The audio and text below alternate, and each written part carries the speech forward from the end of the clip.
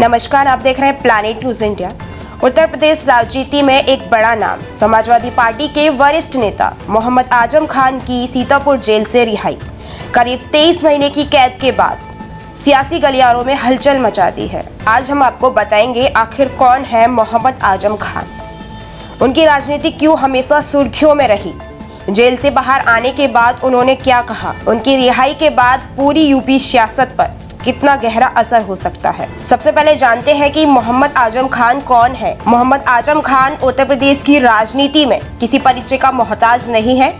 वे रामपुर से आते हैं और समाजवादी पार्टी के संस्थापक सदस्यता में एक माने जाते हैं। 1980 के दशक से राजनीति की शुरुआत की और धीरे धीरे मुलायम सिंह के करीबी नेताओं में शामिल हो गए। आजम खान 10 बार विधायक के रूप में चुने गए हैं और कई बार कैबिनेट मंत्री भी रह चुके हैं। वे समाजवादी पार्टी में मुस्लिम समाज का बड़ा चेहरा माना जाते हैं। उनका अंदाज हमेशा तेज तर्रार और बिंदास रहा है। विधानसभा में उनका भाषण आज भी लोगों को याद है, लेकिन वो इसी बीच विवादों में भी घिरे रहते थे, फिर चाहे ताजमहल पर बयान हो या फिर विपक्ष के खिलाफ तीखे हमले। अब सवाल उठता है कि आखिरकार वे जेल कैसे पहुंचे। आजम खान पर कई केस दर्ज हुए, जमीन कब्जाने, फर्जी दस्तावेज बनाने, सरकारी संपत्ति के दुरुपयोग और चुनाव आचार संहिता उल्लंघन तक।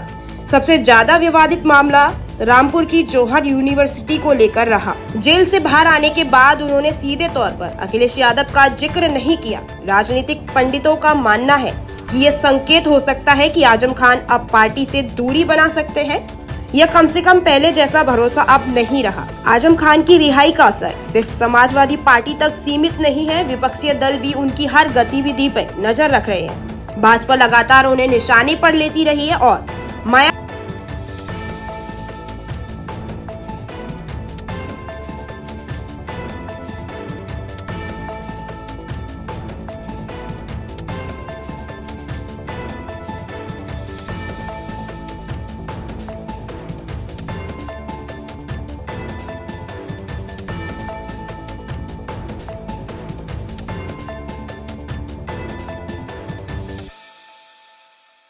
की पार्टी बसपा भी उनकी आलोचना करती रही है। ऐसे में उनकी वापसी यूपी के सियासत में हलचल होना तय है।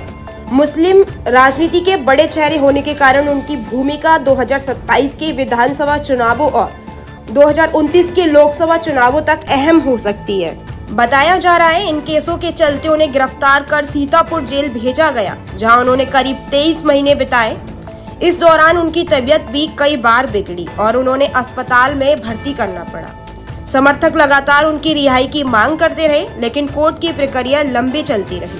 23 महीने बाद जब वे जेल से बाहर आए तो भीड़ ने उनका जोरदार स्वागत किया, लेकिन आजम खान ने ज्यादा कुछ नहीं कहा। बस इतना बोले, जेल में रहकर सब कुछ देखा, अब खामोशी ही सबसे बड़ी ताकत है। उनका यह बयान छोटा जरूर था, लेकिन गूंज बहुत बड़ी है, क्योंकि उनकी खामोशी ही अब यूपी की राजनीति में नए सवाल खड़े कर रही है। आजम खान समाजवादी पार्टी के लिए सिर्फ एक नेता नहीं, बल्कि एक संस्थापक स्तंभ रहे।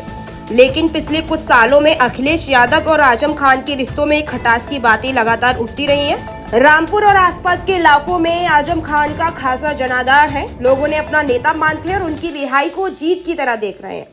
समर्थकों का कहना है कि आजम खान की वापसी से पार्टी की नई ताकत मिली है, लेकिन क्या ये पहले की तरह सक्रिय राजनीति करेंगे या अब किनारे रहकर रणनीति बनाएंगे, यही सबसे बड़ा सवाल है। तो 23 महीने बाद मोहम्मद आजम खान की रिहाई ने यूपी की राजनीति में नई हलचल पैदा कर दी है। उनकी खामोशी क्या आने वाले वक्त की कोई रणनीति है? क्या वे फिर से राजनीति में पूरी ताकत से उतरेंगे या अब किनारे रहकर सियासत को दिशा देंगे? फिलहाल इतना ही। देखते रहिए प्लैनेट न्यूज इंडिया। मैं हूं प्रिया सिंह। नमस्कार। हर खबर सच के साथ।